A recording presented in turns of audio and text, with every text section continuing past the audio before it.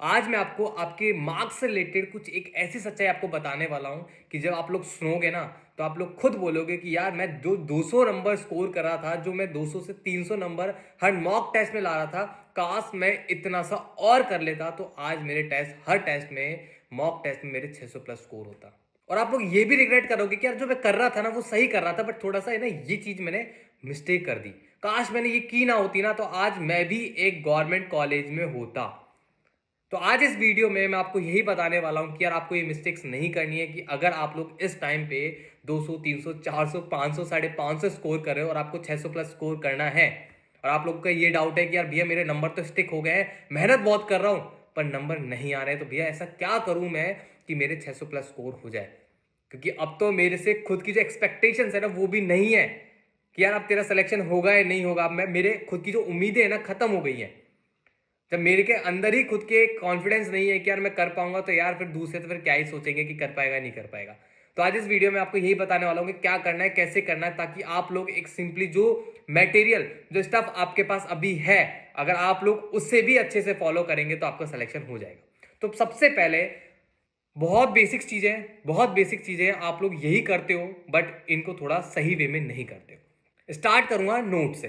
तो सबसे पहले हम बात करेंगे आपके नोट्स।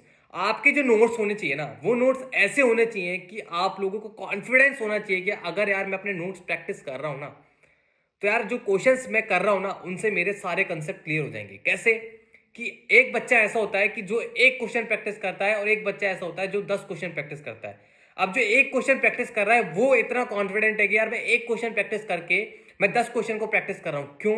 क्योंकि वो क्वेश्चन इस टाइप का प्रैक्टिस करता है कि जो एक क्वेश्चन है ना उसके अंदर 10 क्वेश्चन के कंसेप्ट है। तो आपके जो नोट्स होने चाहिए ना वो ऐसे होने चाहिए कि हर एक क्वेश्चन के ना एक स्ट्रेंथ होनी चाहिए, हर एक क्वेश्चन के अंदर पावर होनी चाहिए कि यार एक क्वेश्चन की दम होनी चाहिए तगड़ी वाली।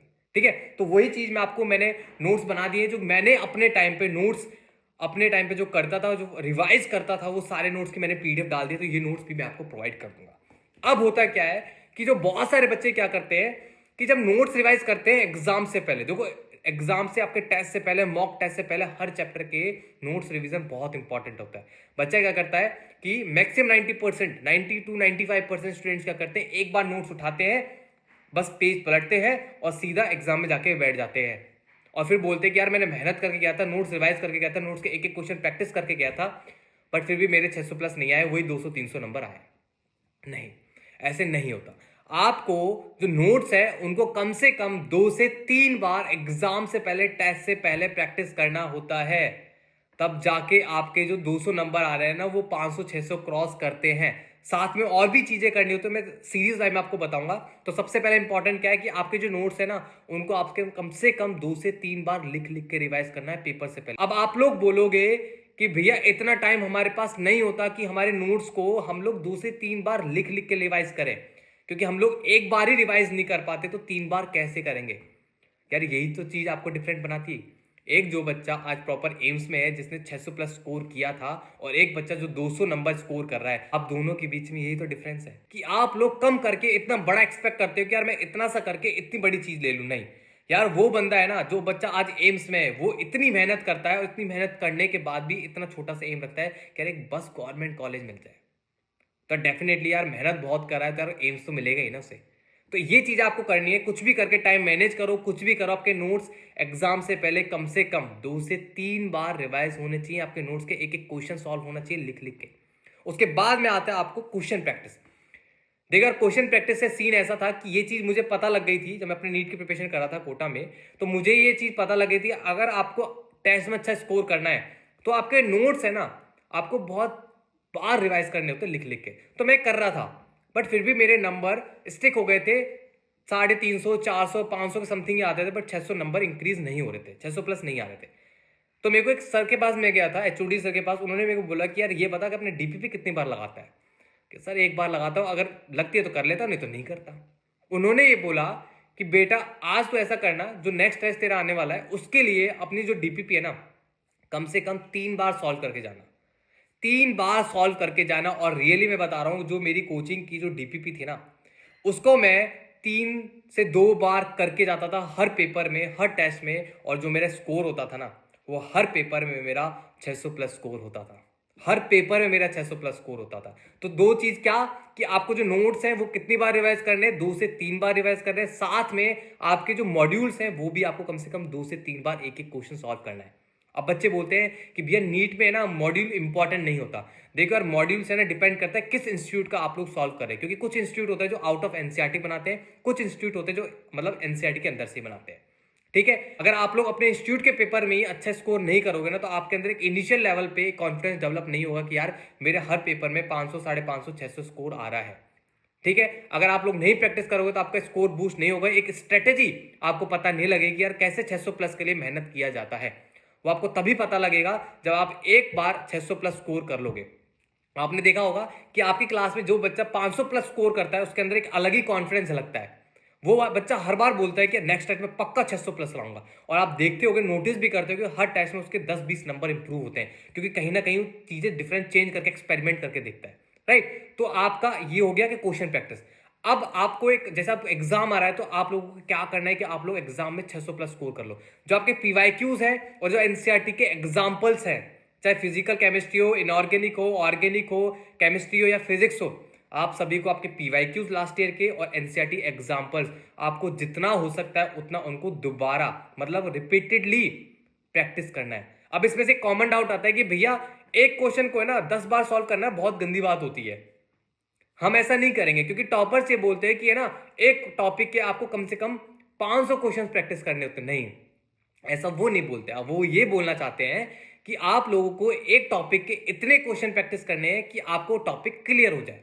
किसी बच्चे का वो टॉपिक 20 क्वेश्चन में प्रैक्टिस करके हो जाता है, किसी बच्चे को 2 क्वेश्चन प्रैक्टिस करने में हो जाता है। बट मैं आपको ये चीजें बता रहा हूं, क्यों बता रहा हूं, क्योंकि जो पीवाईक्यूज होते हैं और जो आपके एनसीईआरटी एग्जाम्पल्स होते हैं, भाई आपको जो नीट का एग्जाम आता है ना वो यहीं से आता है।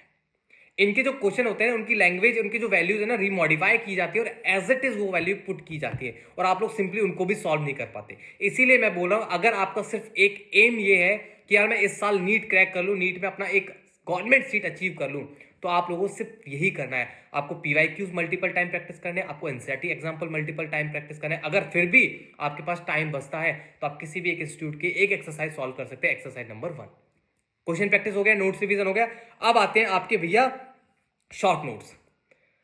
शॉर्ट नोट्स को मैं बाद में डिस्कस करूंगा, उससे पहले डिस्कस करूंगा पेपर प्रैक्टिस। बहुत सारे बच्चे बोलते हैं कि भैया मैंने अपना क्वेश्चन प्रैक्टिस भी बहुत किया है, मैंने अपना नोट्स रिवीजन भी बहुत किया है, बट फिर भी भैया मेरे ना एग्जाम में पेपर में 600 प्लस नहीं जा रहे हैं। बहुत बहुत बारीक मिस्टेक्स हो रही है, बहुत छोटी छोटी मिस्टेक्स मैं करता हूँ। किसी में फॉर्मूला गलत पुट कर देता हूँ, किसी में कैलकुलेशन मिस्टेक कर देता हूँ। तो उन बच्चों के लिए क्या करना है कि आपको आपके फाइनल टेस्ट देने से पहले आपको आपके सैंपल पेपर प्रैक्टिस करना है। कैसे करने, क्या होते हैं सैंपल पेपर। मेरे टाइम पे जब अपने नीट की प्रिपरेशन कर रहा था तो मेरे साथ भी यही चीज फेस हो रहा था कि यार मेरे नंबर है ना एक जगह रुक गए थे, इसके बढ़ ही नहीं रहे थे। तो मैं अपने एक सीनियर के पास गया था, वाइब्रेंट एकेडमी एक कोचिंग थी कोटा में, अब पता नहीं है नहीं। उस टाइम पे मैं उनके टॉपर था, तो उनके टॉपर के पास गया था।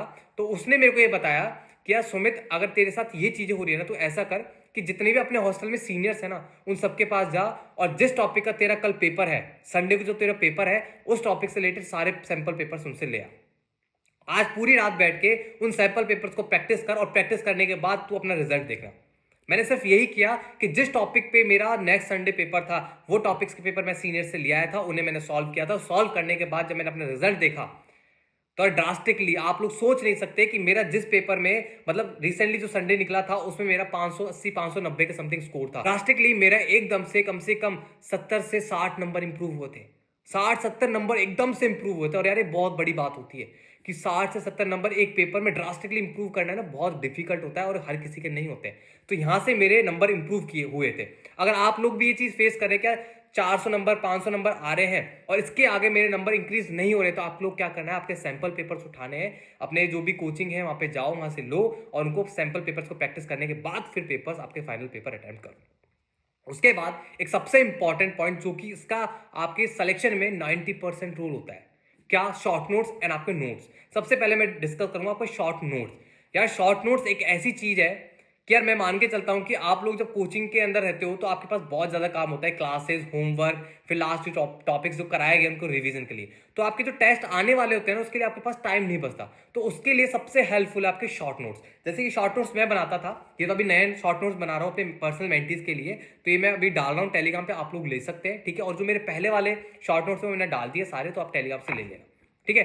एक जो शॉर्ट नोट्स होते हैं ना, ये आपको कम टाइम पे बहुत ज्यादा गेन कराता है, राइट। आपको कम टाइम में बहुत ज्यादा गेन देता है, मतलब बहुत ज्यादा गेन होता है। आप लोग जो काम 10 घंटे में करते हो, वो काम ये शॉर्ट नोट्स आपको 1 घंटे के अंदर करके देते हैं, राइट। तो आपको शॉर्ट नोट्स बनाने चाहिए। अब होता क्या है कि जैसे आपका कल संडे है, आप कल क्या करोगे, सुबह 4 बजे उठ के सारे शॉर्ट नोट्स उठाओगे, इनको सुपरफिशियली रिवाइज करोगे। क्योंकि एक बच्चा कॉमन डाउट क्या बोलता है कि भैया मैं ना सब चीज करके गया, नोट्स भी रिवाइज करके गया, क्वेश्चन प्रैक्टिस भी करके गया, बट मैं एग्जाम हॉल में बैठा ना, तो भैया मैं चीजें भूल गया, मैं न्यूमेरिकल भूल गया, मैं वो स्टेटमेंट भूल गया, मैं कंफ्यूज हो गया।